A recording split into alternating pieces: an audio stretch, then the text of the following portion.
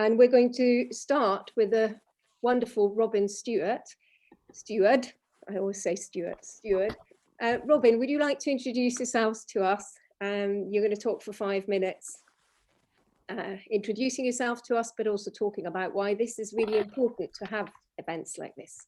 Yeah, I will start my stopwatch so that I keep to time, because when I go to conferences, it irritates me when people take too much time. So my name is Robin Stewart, and I'm autistic, and I'm 34. I live in the UK, and I'm an artist and a musician. I failed through school. I didn't have any GCSEs or any kind of formal qualifications. I got kicked out of school when I was 15, and I went to college, and I found that a lot easier. And now I have somehow ended up with an international career teaching people about autism and writing books. I've written 2 books. If I just reach up, get them off the shelf. I should have thought of that before. So the first book is The Independent Women's Handbook for Super Safe Living on the Autistic Spectrum. It's 355 pages long, and I'm not someone that finds reading and writing particularly easy, but because I had help with the editing, it was possible. And then the second book came out in April 2019, The Autism Friendly Guide to Periods, and that sold over 5,000 copies around the globe. So I do a lot of different things, and I make art and music, and it's not always autism specific. And I think having sort of reframing autism and looking at the skills someone has, I think is really important.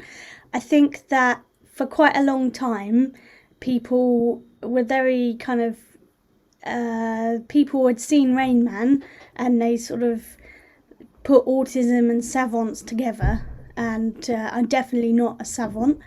I wouldn't say that I actually have that many talents. I would say that I've worked hard to gain skills, but I think it's really important that we recognise that if someone isn't fitting into the education system, that if they are, not like an exam person, like, I got kicked out of school, I had no GCSEs, and I thought it was stupid. And it wasn't until I was 26 when I wrote my first book. I wrote half of it in 10 days in June 2012. And I realised, I'm not thick. I have all this information in my head, but I just, I collect all the information and then I download it, and it needs organising, but it's not, that doesn't make me less than other people. And that book was translated into Russian, and I think in Russia it was like the first book for autistic women published in Russia.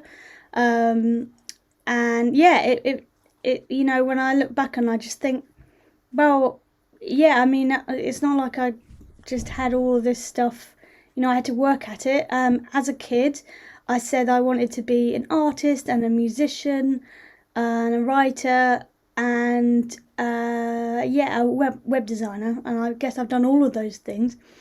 But it wasn't like I just was naturally good at things particularly. I might have had an aptitude for it, like a leaning towards it, but I actually had to work really hard. And I did a national diploma, which is equivalent to A-levels in art and design.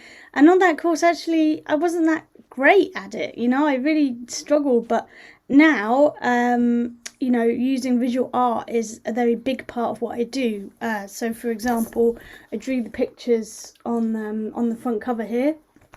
But I also get paid to make little films and animations and things, and often using visuals that I've created, or I'll work with an animator, a visual artist, and I'll do the animation in like Adobe After Effects or something like that. So it's all been working really hard, and I just thought I was rubbish at art because my people, the way I draw people is not particularly they're not other people, when I was in college, they were doing like sort of almost photorealism, and it wasn't my style.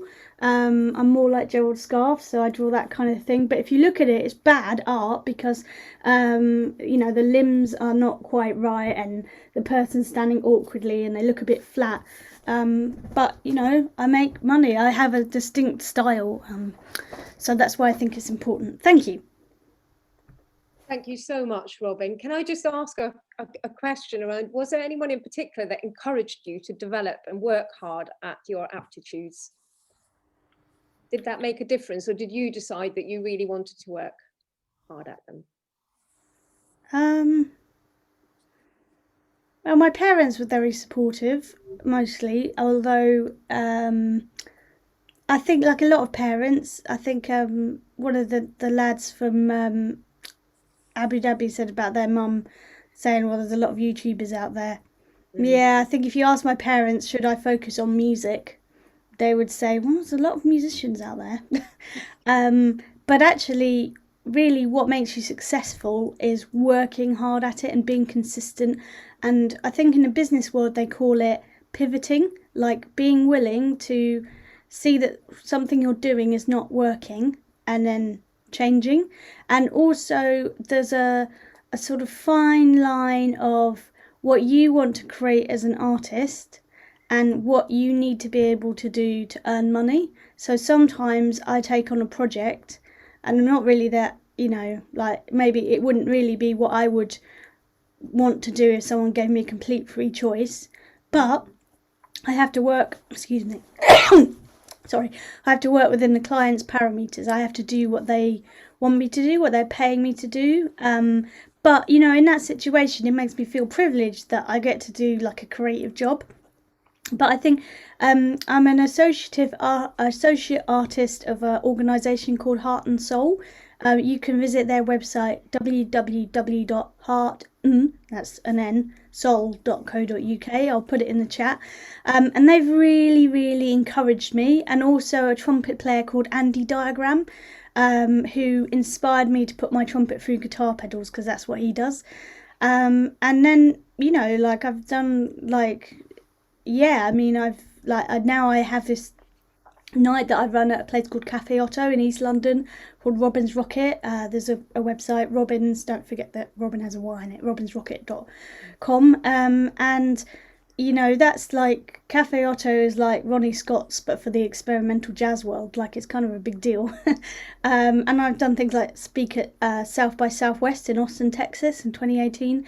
And it's because I had the encouragement from Heart and Soul and from Andy and the people that really Andy sort of introduced me to. So, I have a duo with this lady called Kathy, and so I just started to meet all of these people, as well as, promoters who really champion the work of underground artists or experimental artists.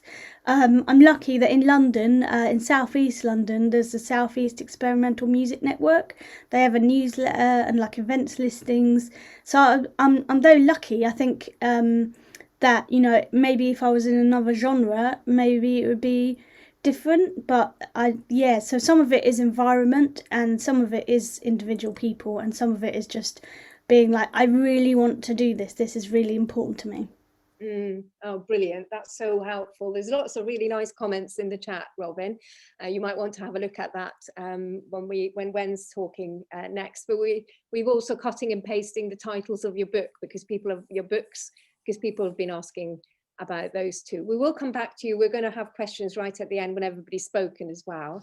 Oh, just to say, if people want to buy my books, they can go to my website, robinsteward.com, and I have an online shop. So if you wanted a signed copy, I can send you a signed copy. That's great. Thank you. We'll be hearing more from you, but meanwhile, we're going to hear from Wen. Let's see where Wen is. I can't see everybody on mic. There we are. Yeah. Wen, over to you. Okay, thank you. And Robin came over to Australia and we toured together, and Robin used her artwork in lots of the presentations that we gave together. So it was amazing. Like Robin, in many ways, I also got kicked out of school at 15 and was told that I wouldn't amount to much.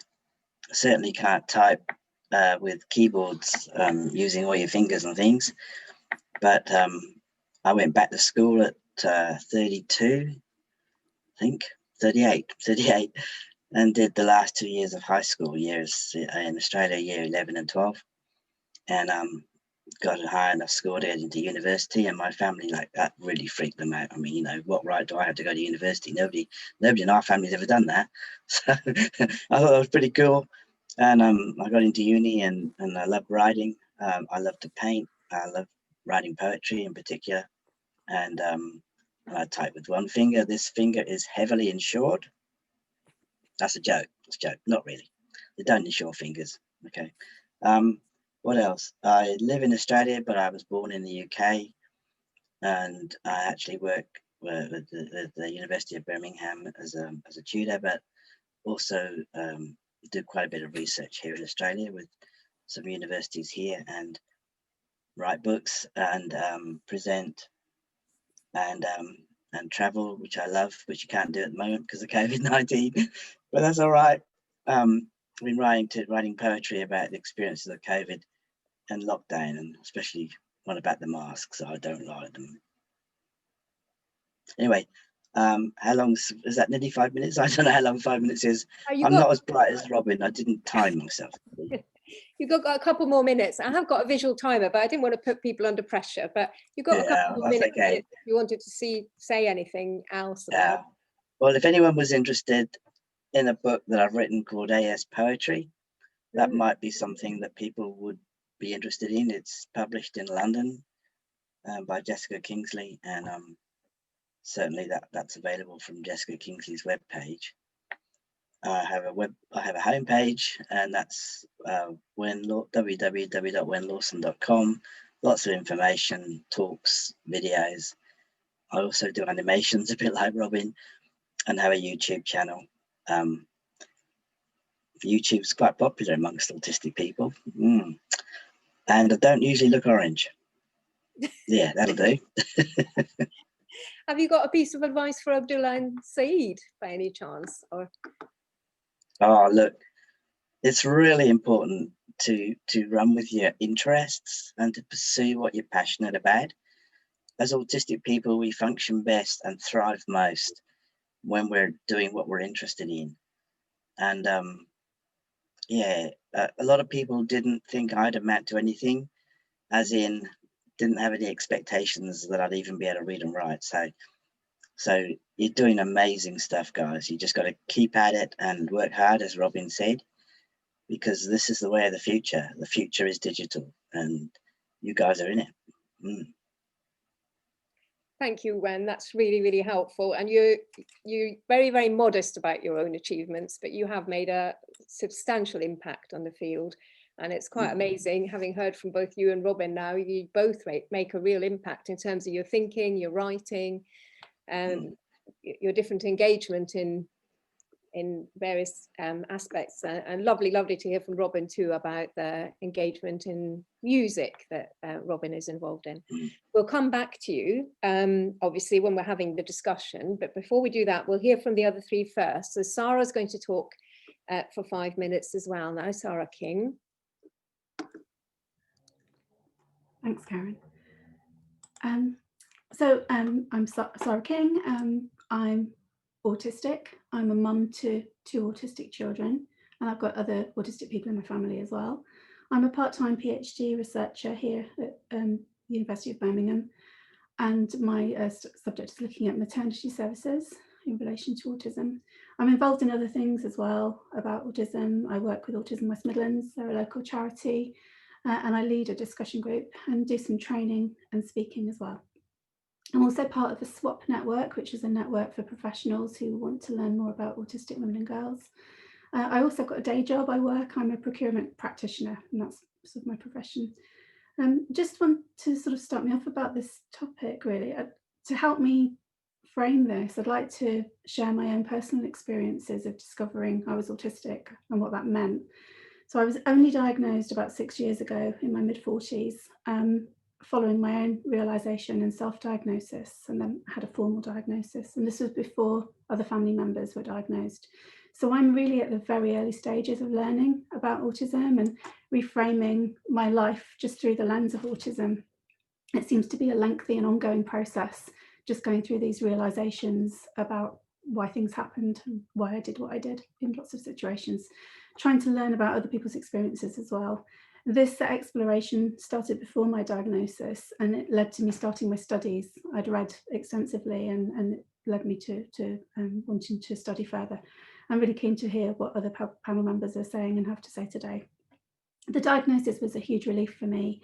I had it privately, and it was strengths-based, and it made me recognise my competencies, but didn't discount the difficulties and challenges that I experienced. I'd spent much of my life thinking that I was incompetent and stupid, irritable, difficult, and someone that just didn't manage life's problems as well as everyone else seemed to. There's a theme here. I left school at 16 and didn't do as well as was expected from me. And I learned to mask to fit in, and that took so much energy and effort that I could really have spent on other things and led to anxiety and depression. I'm still trying to work out really what's me and what's the mask. And I understand this is a really common experience for people that have been diagnosed late. It took me some time to process and accept fully that I was autistic. And a lot of that was because my initial understanding of autism was through the general media portrayal of it, which largely stereotypical with sensational stories and focusing on the challenges. And that stigma and lack of general understanding made me quite scared initially to disclose. This has changed a lot since my learning, and much of what I read and saw didn't match the experiences that I was hearing from autistic people themselves, and I felt a real affinity with their stories. I'm really grateful for those that chose to share openly. It made such a difference to my understanding. So knowing that I'm autistic has been liberating in many ways. There have been times in my life where I haven't coped, and understanding my challenges have helped me make changes to my lifestyle and identify tools that make things easier with support from those around me, allowing me to identify then and focus on the things that I'm good at. And this applies to my personal life as well as to work.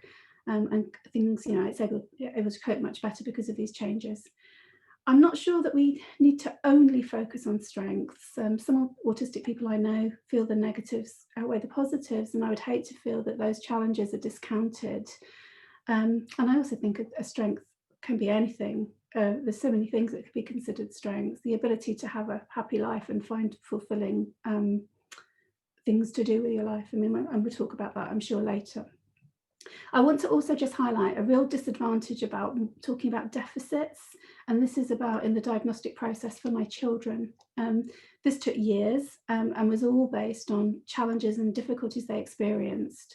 And identified by professionals in their lives. And this culminated in an appointment which asked us as their parents to discuss a whole range of difficulties and negatives with only a few positives in front of them. This was hugely inappropriate, and I was relieved that I'd written down bullet pointed information, and I just referred the practitioner to that so that I didn't have to say this out loud in front of them. And I watered down all the negative information that I did have to say and commented on the positive. I was so shocked that this seemed to be the norm, to have the children in the appointment and listening to their own parents talking about them in a negative way. We didn't miss the irony afterwards of the children being offered support with self-esteem improvement. It just didn't make a lot of sense. I was aware that the system required this to get a diagnosis, but in our discussions with the children prior to taking them to the appointment, we discussed autism as a difference with them and focused on all their strengths. I do believe that children should be involved in this process, but I would have been a lot more comfortable if it had been a more balanced discussion. And I did feed that back to the diagnosticians and the service that put this through. My children have many individual strengths and talents, and my husband and I try and reflect that back to them so they can see that. But again, the same as in my experience, I see a lot of their energy and effort being used on trying to navigate school and other life situations that are confusing and nonsensical to them, together with managing things like their sensory challenges. So I think what we need is a thoughtful and balanced approach to this process. I think we've got some way to go, but I'm really pleased to be here and be part of this and hear all about these wonderful strengths that people are sharing. So thanks very much. And thank you very much, Sarah. We're delighted to have you here. And that was you raised some really important issues there, both about you having a strength-based diagnosis yourself and experiencing what it was like to be given a deficit-focused diagnosis, but also being very honest about being able to be honest about challenges as well. And I'm sure we're going to pick up quite a bit of this in the discussion itself. But before we do, I'll pass on to Dean, and then it'll be Barbara after that, and then we can open it up for more discussion. Dean, are you ready? I can't see you here right now. But... I am. Hello, can you hear me? Fantastic. It was really encouraging to hear those three perspectives, because I can relate to all three of them in different ways. So I'm Dean Beadle. I'm an autistic conference speaker, inset trainer, writer, singer. But it was interesting that I could relate massively to Robin and Wen's story of just being underestimated all the way through childhood, being misunderstood, undervalued. At the age of 7, I was told that I'd end up in prison by the time I was 30. I'm now 31. I'm locked down, but I'm not locked up, so I'm doing all right. All the way through, people focused on what they perceived I couldn't do. And I think it is so important that we reframe autism. And what I liked about what Sarah was saying, one of the many things I liked, was that finally people are starting to get strengths-based diagnosis now, you know, at last. Because for so long you were given a list of things that people have decided you can't do in the same way as the majority, and have massively overlooked the ways in which you can do things, the strengths and abilities that you have. And the biggest sort of pushback that seems to be against this discussion around reframing autism is that, and Sarah touched on this, that if we focus on ability and strength, are we overlooking challenge? And my view is no, we're not. But I think it's important we look at both areas. And I think the way we frame the challenge is important. So from my perspective, and this has been touched on already, for me, being autistic is a difference. The way in which it becomes a disability is that I'm interacting with a world that isn't designed for the needs that I have. So for me, and this is only my personal view, but for me, I go with the social model of disability. So the medical model historically is sort of very deficit-based and very negative, and a list of criticisms essentially, because you're being compared continually to non-autistic people. The social model says you have lots to offer, lots of skills, abilities, different unique ways of perceiving the world. The problem is that the world isn't designed to be accessible for you. I go with that, and I know the UN models it in the middle. There is an inherent difference, but that the problem is the environment causes the challenge, and I go with that. And if we could shift to a world that can actually appreciate what autistic people have to offer, and I think events like this are really important. About 3 or 4 years ago, I was asked to host an autistic talent event back in the days when we could do live events. And my initial thought was, well, shouldn't we just be accepted into generic talent events? Why does there have to be an autistic one? And then I thought about it, because I was hosting and I was singing, and it was a brilliant day. And then I thought about it. We don't have that in yet. It's very difficult for autistic artists, performers, writers to get seen. And so we need events like today to give that platform to autistic folk who are creative. And it's been so exciting to see, you know, so many examples of autistic talent. And it's interesting that when you look at the outdated now, but the supposed triad of impairments, it always said lack of imagination. Well, I think that's clearly on display today in many different ways. I think we have a unique way of seeing the world. I think we have a unique perspective. And when that's channeled into art, into writing, into all sorts of creative outlets, the imagination can be off the scale. John Adams is a wonderful autistic artist, and he runs an organisation that is trying to increase inclusivity for autistic creatives. It's called Flow Observatorium, which is not easy for me to say. And he's wonderful, and his art just encapsulates this. So he was asked by the government in 2012 to make a piece of art about the Olympics, and his engagement with it as a neurodivergent person. And so he collected every item for about 3 years, I think, in the run up to the Olympics, every item that he'd seen that made him think of the Olympics. So it could be a flyer, it could be something that has a colour from the Olympic logo, anything that made him think of it. He kept a book, a sort of map of everywhere he'd been and what he'd found, and at the end of it, the piece of work was a geological map of every item he'd found that made him think of the Olympics. Only an autistic brain could think of that. I read Neurotribes earlier this year, and the message that came through that by Steve Silberman was that again and again through history, it's autistic ingenuity, autistic creativity that tends to get us out of trouble. And I can't help thinking that whoever comes up with this vaccine will be one of us lot. I'm convinced of it. They may not know they're one of us lot, but I'm claiming them nonetheless. You know, I think the way we look at the world is different, and the world needs that. It needs that insight. I wanted to draw attention, if I may, to a bit of work that's come out recently that I think is really important. So, and it's about that reframing autism thing that I think is so important. For so long, autistic people have been referred to as socially deficit, as opposed to just being socially different to the majority. And last month, the book came out. I'm going to hold it up to screen, called Is That Clear? By Joe Butler. And it's a guide for non-autistic people in how to interact with autistic people effectively. I cheered when this came out. I mean, I wrote a bit for the blurb for it because I was so excited about it. At last, people weren't saying, aren't autistic people really rubbish at socializing? At last, they were saying, autistic people socialize differently, and it is about time the rest of the population changed the way they communicate to fit in with us. It's life-changing, and the Department of Autism Research and Technology have done some wonderful work looking at autistic social skill and pointing out that we don't lack it. We just have different ones. And I think linking that into talent and creativity, that unique view of the world, that unique perspective, I think leads to incredible art. I've been reading Gary Newman's book recently, who is an out autistic artist who in the 80s was referred to as weird and strange and unusual and odd. And now 30 years on, people are saying he was a pioneer in the way that we created music, moving across to digital, electronic. And so that would be my advice to the younger folk that have shared today, particularly the young person who was talking about being a YouTuber. Just because there are plenty of people doing it doesn't mean any of them can do it in the way that you do. And that has value. So hold on to your creative force. How people react to it, how many likes and shares it gets, all of that stuff sort of gets in the way. If what you're doing is true and real, it will find its audience. You have to believe in it and believe that it's brilliant because it's coming from an autistic creative and not despite it. And I'm going to finish on two things, if I may, because I don't want to run over time too hideously. But two things I want to finish on.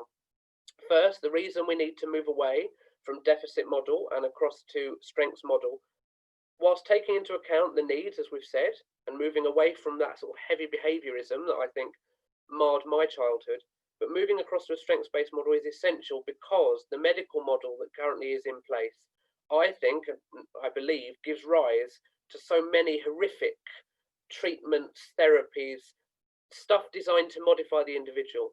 Moving across to a strengths-based model, whilst not ignoring need, but not writing somebody off because of those needs or blaming them because of it, in my view, reduces the risk of autistic people being forced to blend in. I want a world where the next generation of autistic folk can be autistic openly, proudly, without any pressure to mask, in a world that not only understands them, but celebrates it. And I'm going to close on a plug, so forgive me. But last week, I'm a singer and a songwriter, and last week I was collaborating with a band called Orchestra, who are predominantly autistic musicians, autistic singers, songwriters. And we released a song last week on YouTube and all the other platforms. I'll put the link in the chat, of course, plug. And it's all about the way that autistic people are treated in society, how we're undervalued, how people try and modify us, as opposed to celebrating who we are. And it's a stand for being autistic in a hostile world. And it's called Me and Your Normal Are Done. And we accidentally launched it right in the middle of Disability History Month. And we're so delighted with our timing. It's not monetized. We don't make any money from it. We're just putting it out there to make that statement. If you like your protest songs with an 80s funky beat and a 60s psychedelic video, then it's the one for you. And the point we're making is enough already. Stop saying that we're flawed versions of neurotypical and start realizing that we're fabulous autistics. Thank you. Brilliant, Dean. Thank you so much. And it is absolutely excellent. Really, really impressed with that work and that music. And you've had a real thumbs up here from Saeed, who says, I like this dude. Well, now I've lost it. I've not been a dude for many years, but I'll take it. Thank you, Saeed. Yeah. I like you as well. Yeah, you're cool, and you remind him of him. And he says, you talk a lot and you like to make an argument, and you're the spitting image of him. So you're clearly there's a real connection there, which is fantastic. Thank you so much, Jean. We'll come back to you in the discussions.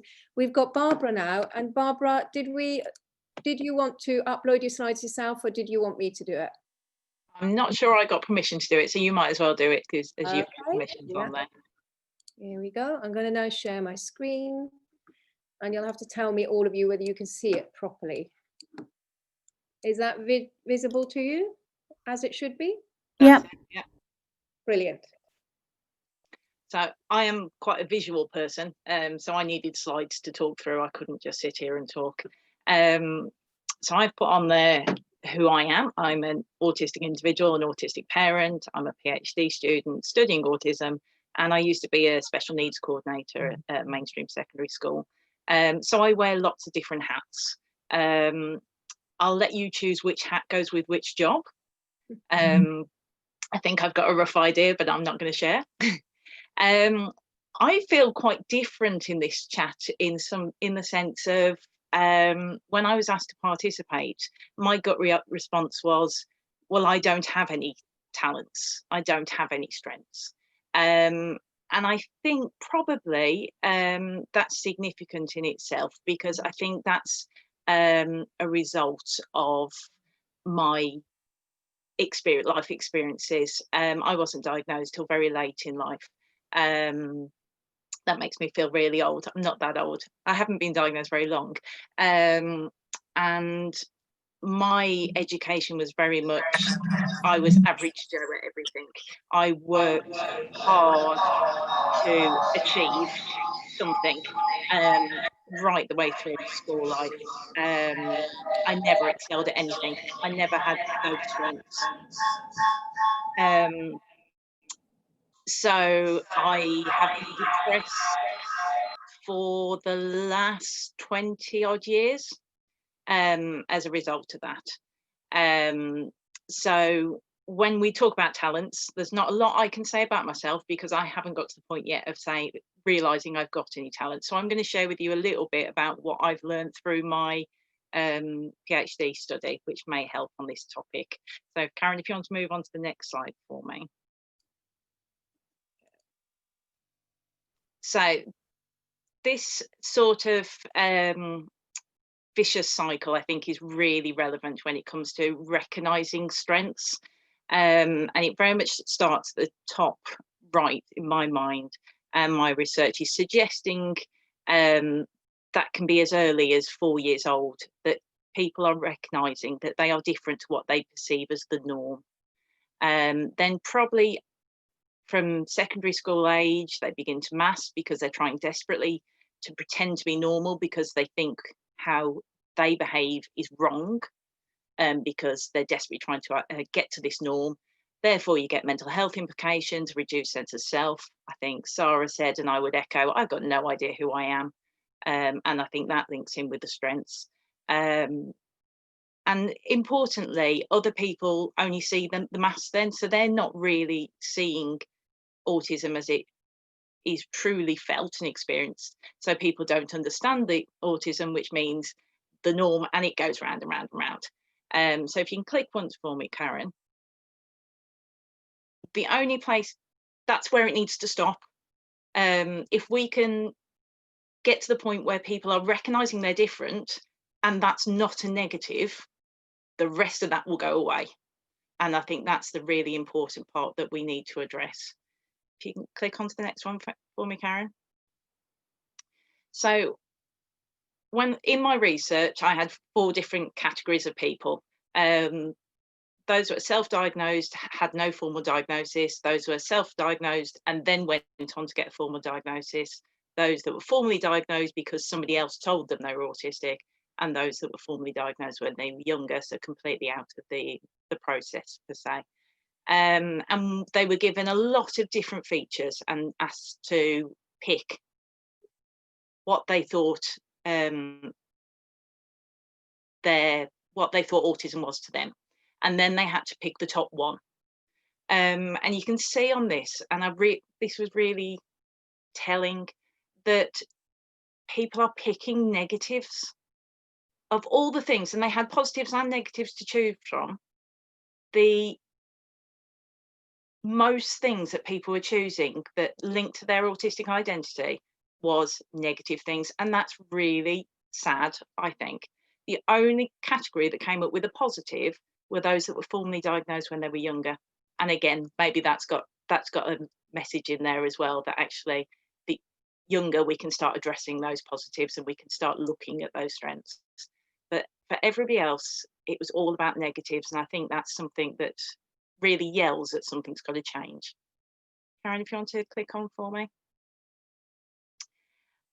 I've put this up because I use this as, I had a conversation with an autistic lad that I was mentoring, and he was reflecting back on his past. He was at school when I was at Senko there, and he was reflecting back on how he'd been treated by other people.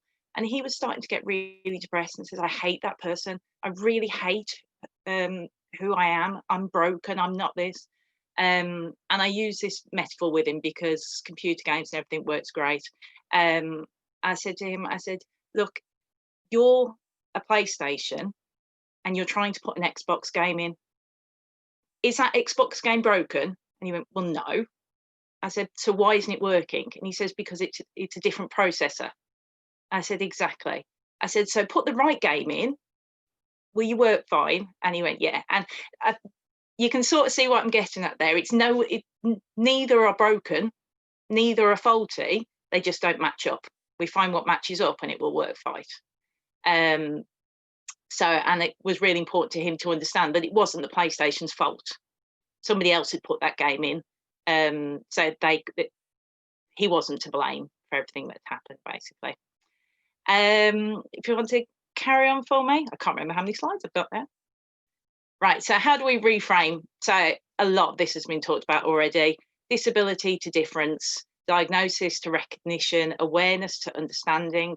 I think the key thing for me is, and probably the hesitation when we're talking about focusing on strengths, I think for those of us that don't recognise our own strengths, if we purely focus on strengths, you're going to alienate people as well. And I think it's really important to actually go, we're human.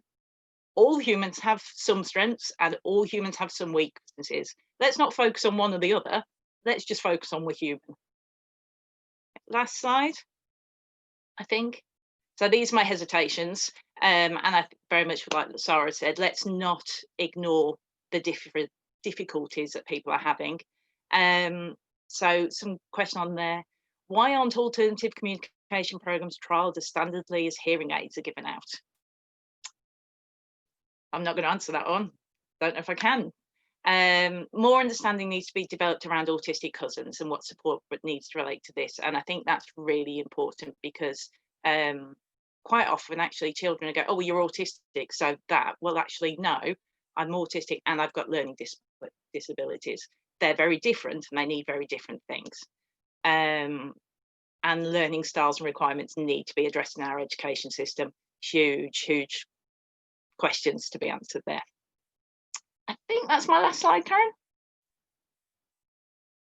And I have no idea how long that took, so I apologise for went over. Oh, that was fantastic and an absolutely brilliant way of wrapping everything up. And I saw earlier in the comments that Ros was saying that she was really sick of having professionals who were focusing on faults.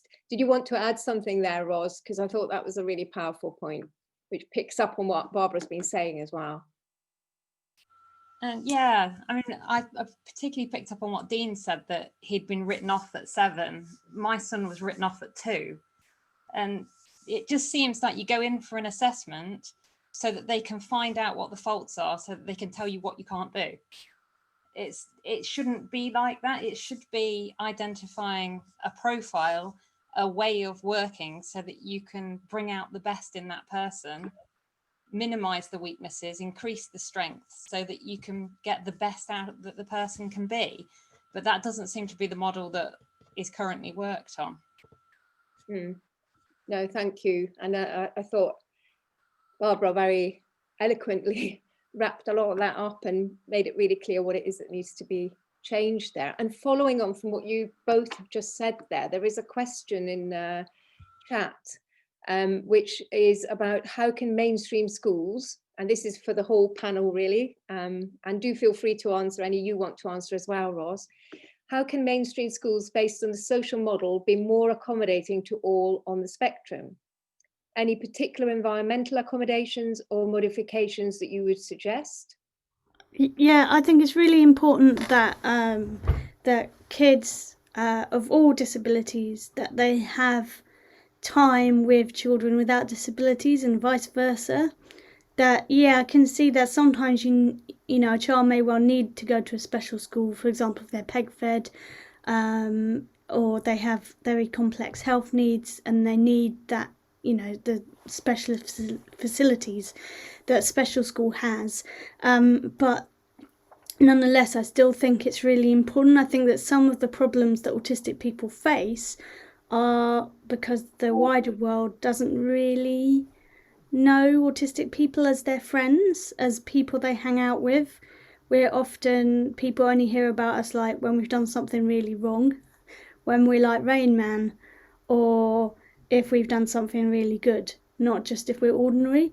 But there's plenty of ordinary autistic people that are just carrying on their daily lives and they're making a contribution to their community. And then, you know, they're not, you know, like they're not breaking world records or anything like that, but they're just ordinary. But often it's those people that, you know, that sometimes are quite sort of shunned and ignored by people because they might struggle with socialising or whatever.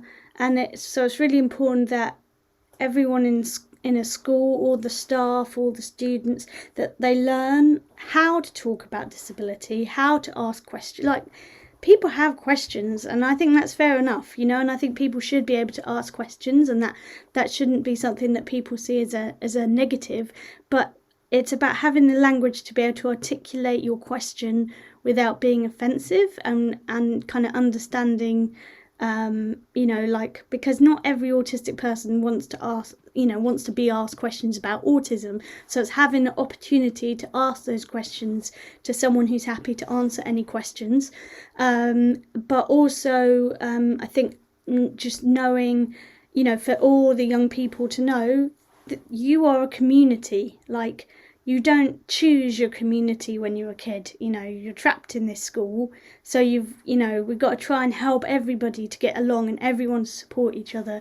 And actually autistic people, you know, can, you know, be positive. You don't just have to see us as being, you know, a problem, where we have good things to offer, just as you do. And so I think it's really, yeah, I think that's for me is key, is that you can have the nicest school in the world or the nicest autism school in the world, lovely, but, you know, these kids have got to be able to go outside and work in, you know, the real world with the rest of the population, and the rest of the population has to work with us. So everybody needs to understand about autism and have some vocabulary. Same with other disabilities. Like, I just think that, you know, sometimes I have a squint. You can't really, I mean, maybe you can't see it on the camera, but I have a squint, and sometimes it's quite pronounced. And sometimes people will say things like, "Were you born like that?" And I just think, well, what are you trying to say with that? I mean, you know, like, do you just, maybe you've not seen someone with a squint. Do you just want to stare at my squint? That's fine. If you just want to look at it, I don't have a problem with that. Why don't you take a picture on your phone and then you can look at my squint? You know, because I think, well, maybe they haven't seen somebody with a squint before, and that sometimes people say things that are a bit unkind, but I didn't think that person meant to be unkind. I didn't think they were saying it with any malice. I thought that, well, they probably just not really, no one's ever taught them about squints. No one's ever had a conversation with them. Hey, some people have a squint where one of their eyes goes off to one side, and you know, the reason for that, and why that happens, and how it can affect someone's life. And so I think, you know, we should make sure that whatever we do with education, no matter how nice it is or how not nice it is, we educate everyone about disability and give people the language, because language can be power. Absolutely, yeah, really good. And Dean, you've picked up on very similar themes to Robin there in the question and answer bit. I'd say I think it's important that mainstream schools are receiving. I mean, I'm biased, obviously, but I think it's important the mainstream schools are receiving training from autistic voices, authentic autistic input, I think is vital. Consultancy, I know Robin does a lot of consultancy as well. I think it's really important because there's a lot of training out there that just is out of date or it isn't accurate.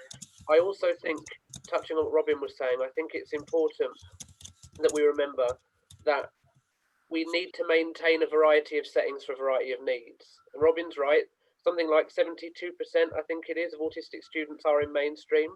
There are a huge number of kids whose needs could be met in mainstream if mainstream got its act together. Having said that, there are some mainstreams that I've got to work with who are doing brilliant stuff. So there's hope there. But it's also important to point out the assumption is always that special schools will meet need. There's also some pretty shoddy special schools out there too. So it isn't a given. I've been to some supposedly autism-specific environments that have been horror stories. Having said that, touching on what Robin said about autistic people being visible, I agree hugely. A friend of mine is the assistant head of a special school in Hertfordshire, and it's their job not to become an island. She said to me, one of my biggest aims is that our children are part of society. So they do activities in society. They do class swaps. Pre-COVID, they did class swaps with the local mainstream primary. So these children are not only visible, but valued and understood members of society, which I think is really important, because the danger is that it becomes an island of really effective support. But as Robin said, it's unfortunate the rest of the world isn't like that. It would be lovely if it was. So I think it's about keeping a variety of settings for the variety of needs that we have. It's about educating society, as Robin said, but it's about making sure that everything is led by the autistic voice. Thank you, Dean. Are there any other panel members that want to say something about this particular question before we move on to a different question? Yeah, I don't actually think, sorry. Go on. I don't actually think that mainstream schools are set up to meet the needs of autistic students at all. The national curriculum has no flexibility in it to allow for those kind of social communication lessons, the emphasis on how we need to interact with the outside world. I mean, yes, we can be in with the outside world that we want, but the aim is that at the end of the education system that you can go out there in the mainstream world. If you're thrown into it with no resources, you're not learning the skills to do that. You just learn that you fail. I think you need a more protected environment where you can learn those things and that they're given equal importance to the maths and the English. I think just being told to sit down, learn this and try and pick up the social skills as you go along doesn't work. Maybe it does if you've got very mild autism and you're able to kind of pick things up to using your cognition rather than from an innate point of view. But I don't see how you can be expected to learn academically and learn those social skills at the same time without someone formally teaching it to you. But some mainstream schools do provide that support. I think it really depends on the school. I, agree in part about the national curriculum, but there are some mainstream schools that Dean and I have both spoken at who actually do put in that extra support. And I think, I've met people who've been to special schools and they've been to, good special schools, and they've come out and they've said, well, actually, I don't think that was the right place for me. And they do, I wouldn't describe them as, that they definitely had difficulties as an autistic person. I think it depends on the person, but there are absolutely mainstream schools who do it and do it really well. It's not all mainstream schools, but it's definitely, there are some mainstream schools that do it really well.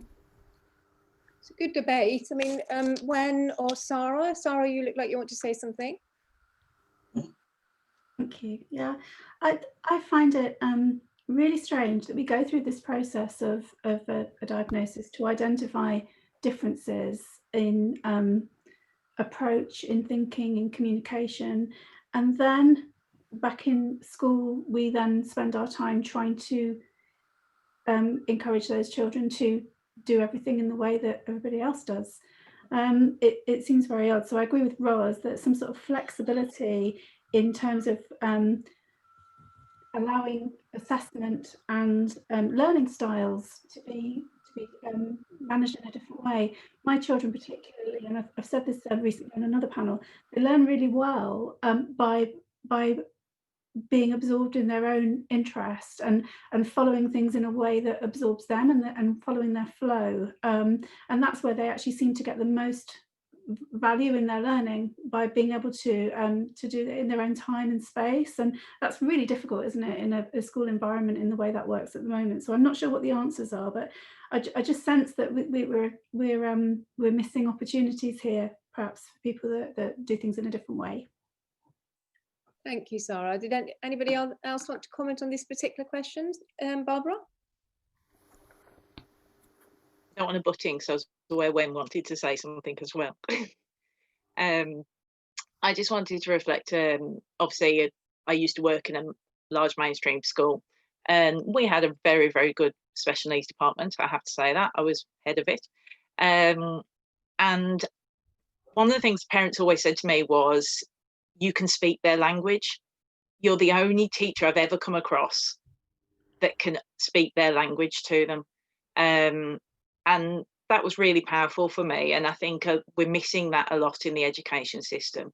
I think what's been said about it's busy and the curriculum doesn't fit in, and it is still very much looking at a deficit model. I've been told my son can't have autism because he's not failing in education, which I just find shameful. But he has actually been blocked from diagnosis because school are saying he's not failing, and therefore they won't assess him. So I think there is a lot that needs to change in our education system, but not just for autistic people. I think there's a lot that needs to change for all differences. And I think we need to develop an education system that celebrates diversity, not shuns it. Thank you, Barbara. Wen, you wanted to say something? Well, just that here in Australia, we have quite a large and definitely growing movement called I CAN. 2 words, capitals ICAN. And the I CAN movement is run by autistic people, and we go into schools and we mentor autistic kids right through mainstream, from primary to secondary, TAFE, and the beginnings of uni in some places. And we always have a school teacher present during those times. So we're also modeling to the school how to relate to autistic people. And this is very diverse autistic people. Some people who don't speak using language, they use a light writer to type, which gets converted to speech and so on. So it's quite a diverse group of people. And so it's being modeled both to the student and to the school. And that's it's just taking off. It's just been amazing. And for 2 years I worked for the South Australian government as part of a team for, it was called a high needs whatever, and we went into schools and again modeled and practiced and showed schools with teachers how to relate to the kids that were the autistic kids in their class. And yeah, the divergent kids, the ADHD kids, kids that are dyslexic, like I'm dyslexic, and all those sorts of things were being modeled so that people could see what needs to be done, rather than just read it from a book or whatever. We got down there and yeah, and I'm sure that that's the sort of thing that could happen in the UK too, and around the world really. So that's it from me on that. Yeah. That's really helpful, Wen. I can see Dean wants to speak, and then Robin. But and then very we'll go quickly, to the next touching question. on what Wen said, I've noticed, and of course, autistic people have existed in the teaching profession since it began, obviously, but I'm noticing through the work in recent years that I've done in schools, there's a growing number of teachers who are coming up to me saying, I'm just realizing I'm autistic, or I've known I'm autistic for a long time, and that's why I've got into teaching, because I want to help other autistic students. More autistic teaching assistants, I'm meeting autistic head teachers, and I think there's this new wave of autistic folk going into teaching who are aware they're autistic, who own that they're autistic and are proud of it, who I think will make a real change in the system as well, as Wen has said. I think in the UK that's happening, it's coming. Thank you. Robin? Yeah, I just wanted to say a couple of things. So one of them was I wondered, Annie, I don't know if it's the right bit in North London, the bit you worked in, but the Hendon School has the Harp Centre, and I was involved with making a little. Well, I'd presented a documentary about it, and you might be able to talk about it because there's your neck of the woods. I also wanted to say, I think Syed, have I pronounced that right? I was asking about why we say we dropped out. Well, obviously everyone's different, but basically for me, I got kicked out of school. They said basically that they, if I came back, then they'd expel me. Basically, that's what they said. Because my behaviour was very difficult. I thought a lot of the rules were stupid. I felt very overwhelmed, and I didn't particularly. The one place I felt safe was the IT room, and also the school underestimated me. So I'm good at coursework, and my mum fought really hard for me to be in a. There was 2 groups of students doing a GMVQ in leisure and tourism, which is like GCSEs. And one group had a cap of a C grade, so you could only get a C grade or lower, and one group didn't have a cap. And my mum fought for me to be in the second group, and the school was quite resistant, but my mum fought it, and I got something like 83% in the exam, and it was one of the senior teachers made me a card and thanked me because she said, well, that's like one of the highest scores anyone's ever got, but by then the damage was already done. So I do think yeah, the national curriculum definitely is, there's a lot that kids now have to do, but I think that, yeah, I think it's about like having, like Dean says, there's a lot of autistic teachers now, and if you've got teachers that understand you, then I think that's good. But I think also, so my mum is on the spectrum, and she was a secondary school teacher, and she was very good at answering kids' questions, because she taught biology, and she also delivered some of the PSHE curriculum, which is called something else now. I think it's called SRE now, but sex and relationships and all that stuff. And she was just unflinching about it. She just got on with it, and that was one of the strengths maybe of being on the spectrum. But it meant then that kids could ask questions, and my mum wouldn't be embarrassed. If she didn't know the answer, she'd say, I don't know. If it wasn't appropriate, she would say that. But the kids knew that they could ask questions, and my mum would not give them the Spanish Inquisition. She'd answer the question and leave them alone. Yeah, I think that was one of her strengths as an autistic teacher. So I agree with Dean. And yeah, just I wonder if Annie might be able to talk about the Hendon School, because that was a mainstream state school, and they had what seemed like a really great autism provision. Annie, are you able to enlighten us about that? You're on mute. You're mute, yeah. Yeah. Well, I don't want to take up too much time, but just to say that it's a large standard comprehensive in North London, where they had an autism provision which was built within the school, and I think one of the most successful aspects of it was their very strong peer support program, where they developed the understanding skills of students within the mainstream part of the school, who would then spend a lot of time with students from the provision. And that has rolled on year, and it's one of the most successful aspects of the provision. Thank you, Annie. That's really helpful. Now we're going to, it's just flown past the last hour and a half. I'm going to, one final question for each of you. And that is, are there any recommendations for books for autistic young people to read about autism to help their understanding? Oh, I'm really glad that you've asked that verbally, because it's a lot easier for me to say that than type it.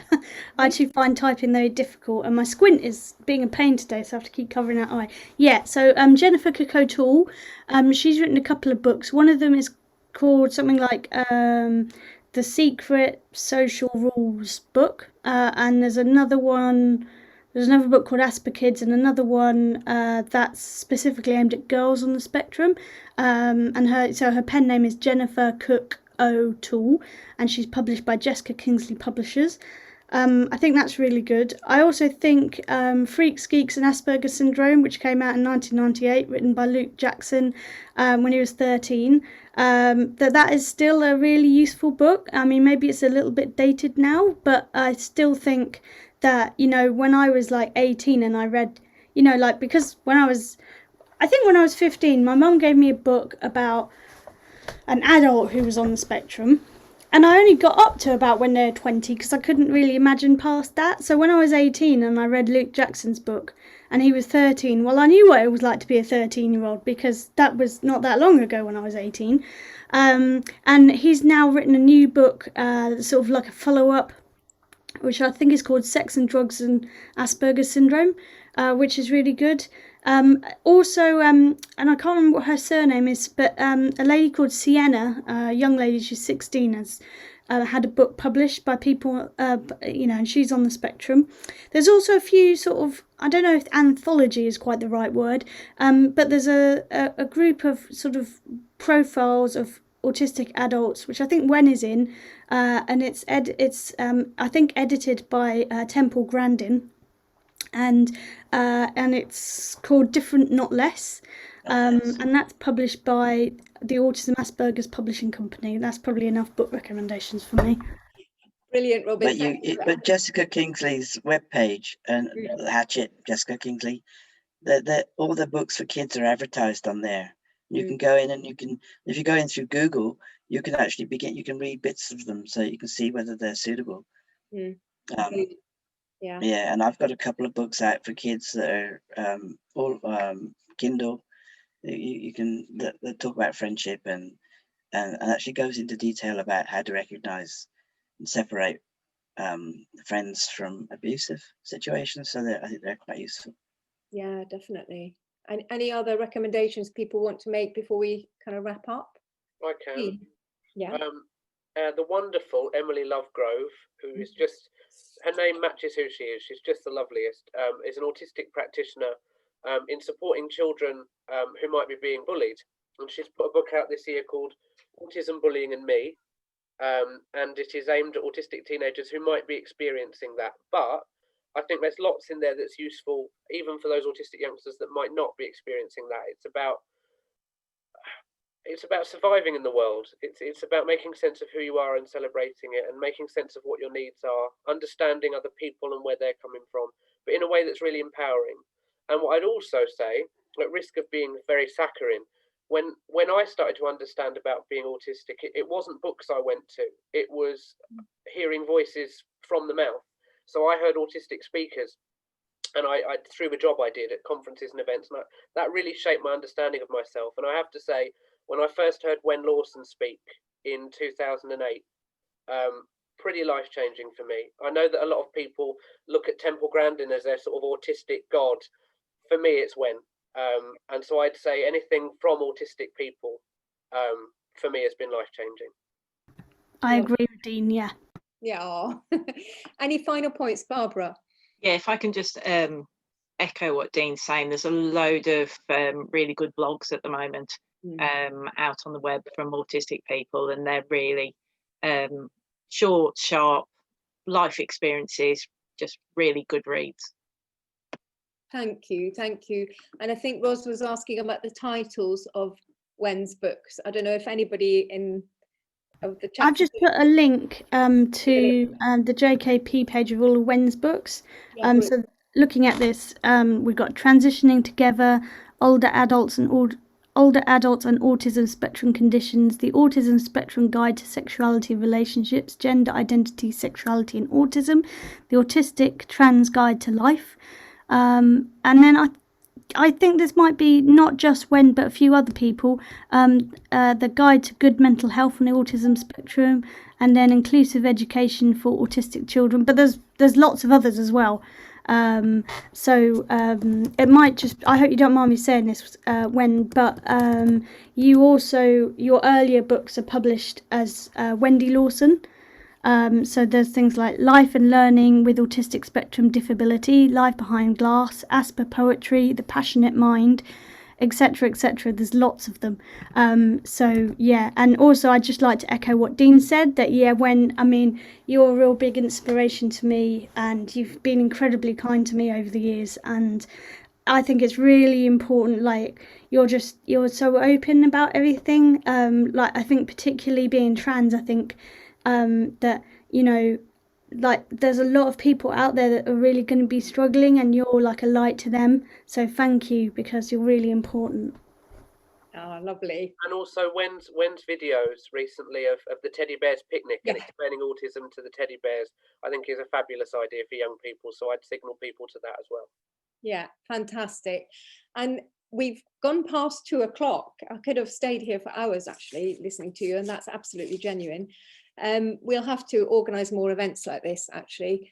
But I just want to finish by saying thank you so much to everybody on the panel: Robin, Wen, Sarah, Dean, Barbara, Saeed, Abdullah, and also to everybody else who's been helping organise these events. We've had our chat facilitators, Annie, Leela and Maria, and in the background we've also had Pete and Sammy helping us with the live captioning and all sorts of other technical issues.